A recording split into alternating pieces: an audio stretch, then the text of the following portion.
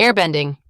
Airbending is the art of controlling and shaping air currents, practiced by the peaceful air nomads in the world of Avatar, the last airbender. It is built on freedom, movement, and evasion rather than direct force. Airbenders rarely attack head-on. Instead, they redirect energy, avoid conflict, and let opponents tire themselves out. The style is inspired by real-world martial arts like Bagua, which emphasizes circular motion and constant flow. What makes airbending unique is its spiritual connection, allowing masters to glide, create powerful gusts, and even achieve flight under rare conditions.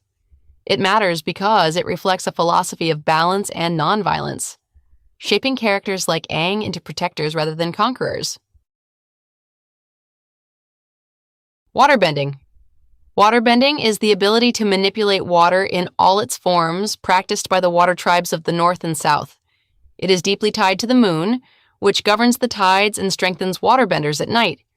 The style focuses on adaptability, using the opponent's force against them, much like Tai Chi. Waterbenders can shift water between liquid, ice, and mist, making it one of the most versatile bending arts. It matters because it represents change and resilience, showing how softness can overcome strength, and it plays a key role in healing and survival in harsh environments. Earthbending.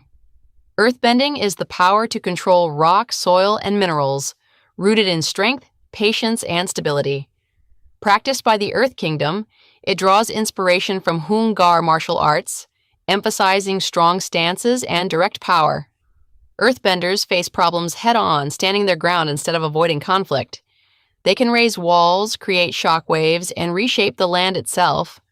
What makes earthbending distinct is its reliance on connection to the ground, often requiring the user to feel vibrations to sense movement. It matters because it symbolizes endurance and determination, grounding the world both physically and culturally.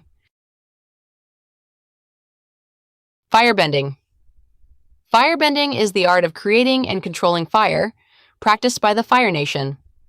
Unlike other elements, fire is generated from the user's own energy, specifically breath and inner drive. It is fueled by emotion, especially passion and determination, which can make it both powerful and dangerous. The style is influenced by Northern Shaolin martial arts, focusing on aggressive, forward-moving attacks. Firebending stands out because it is the only bending form that creates its element rather than manipulating existing sources. It matters because it represents power and transformation, showing both the destructive and life-giving sides of energy. Lightningbending. Lightningbending is an advanced form of firebending that channels energy into precise, focused strikes of lightning.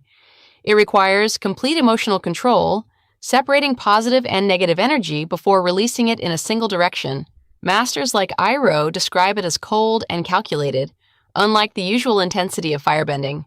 The technique is rare because it demands discipline and clarity of mind.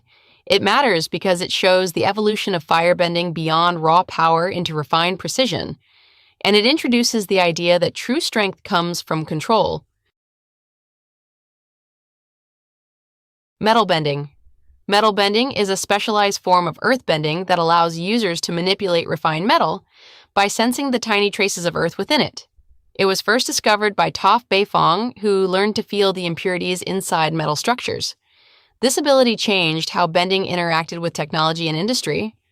Metalbending is unique because it turns what was once considered unbendable into a new field of mastery.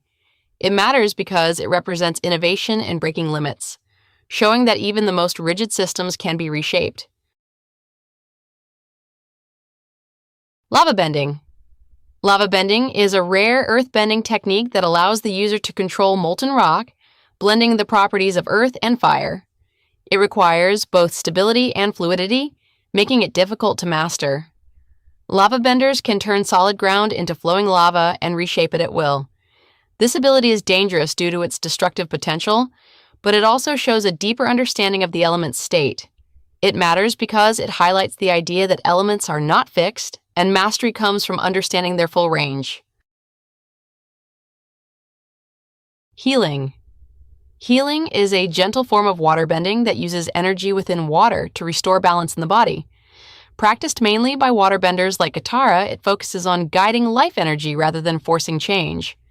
The process is calm and controlled, often accompanied by a soft glow. Healing stands out because it is not about combat, but about care and restoration. It matters because it shows that bending is not only a tool for fighting, but also for preserving life. Combustionbending. Combustionbending is a rare firebending technique that allows the user to create explosive blasts using focused energy from the forehead. It does not rely on traditional fire movement, but instead channels energy into long-range attacks. Practitioners can strike targets from a distance with devastating accuracy. This ability is unique because it changes the nature of firebending from close combat to precision destruction. It matters because it demonstrates how bending can evolve into entirely different forms with specialized training. Energybending. Energybending is the most ancient and mysterious bending art, allowing control over the life energy within all beings. It predates the four elements and was originally used by lion turtles. Through energybending, one can grant or remove bending abilities, as seen when Aang uses it to restore balance. It requires a pure spirit and unbreakable will, as the user's energy must remain stronger than the target's. Energybending is unique because it goes beyond physical elements into the essence of life itself. It matters because it represents ultimate balance, connecting all bending forms into a single origin. Bloodbending. Bloodbending is a forbidden extension of waterbending that allows control over the water within living bodies. It is strongest during a full moon, when waterbenders reach their peak power. The technique enables the user to manipulate a person's movements against their will, making it one of the most feared abilities. Bloodbending is unique because it crosses ethical boundaries, turning a healing art into something controlling and invasive. It matters because it explores the darker side of bending and raises questions about power and morality. Sandbending. Sandbending is a variation of earthbending that focuses on controlling loose, shifting rather than solid rock. Practiced mainly by desert tribes within the Earth Kingdom, it requires a lighter touch and constant adjustment since sand does not hold shape easily. The movements are more fluid than traditional earthbending, almost resembling waterbending in how it flows and shifts. Sandbenders can create blinding sandstorms, shape dunes, or even propel sand-sailing ships across the desert. It matters because it shows how environment shapes bending styles, turning a rigid element into something flexible and adaptive. Plantbending. Plantbending is a specialized form of waterbending that manipulates the water inside living plants. By controlling the moisture within vines, roots, and leaves, a bender can move and shape plant life as if it were an extension of their body. This technique is often used in forests and swamps where water is not always visible but still present within vegetation. The style feels more organic, blending control with growth and life. It matters because it expands the idea of waterbending beyond visible water, showing that life itself can be influenced through subtle control.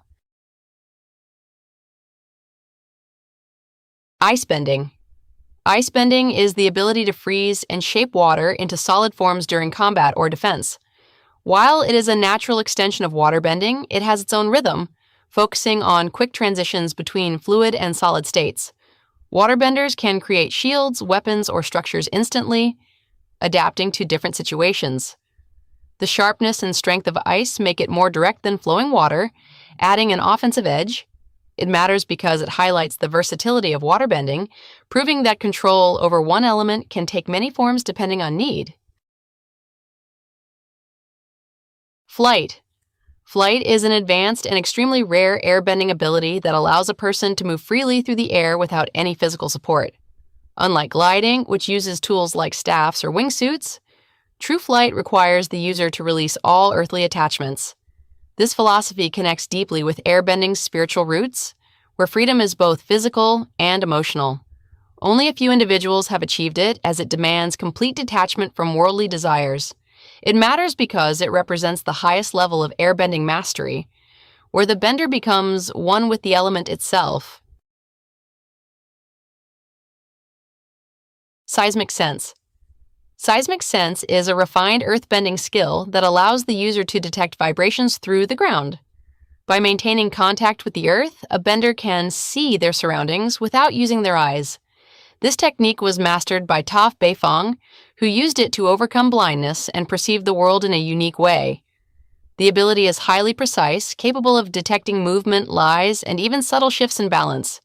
It matters because it transforms earthbending into a sensory tool, proving that strength can come from awareness as much as force. Lightning Redirection. Lightning redirection is a defensive firebending technique that allows a user to safely channel incoming lightning through their body and release it in another direction. Developed through the teachings of Iroh, it was inspired by observing waterbenders and their ability to redirect energy. The process requires calm breathing and precise control, guiding the energy along a safe path from one arm to the other. It matters because it represents balance within firebending, showing that even the most destructive force can be controlled and redirected rather than resisted. Spiritbending. Spiritbending is a rare waterbending technique that interacts directly with spiritual energy rather than physical matter. It can be used to calm corrupted spirits or restore balance when spiritual forces become unstable. The technique involves gentle, flowing movements and a deep connection to the spirit world. Unlike other forms of bending, it focuses on harmony rather than control. It matters because it bridges the gap between the physical and spiritual realms, showing that bending is not limited to the visible world.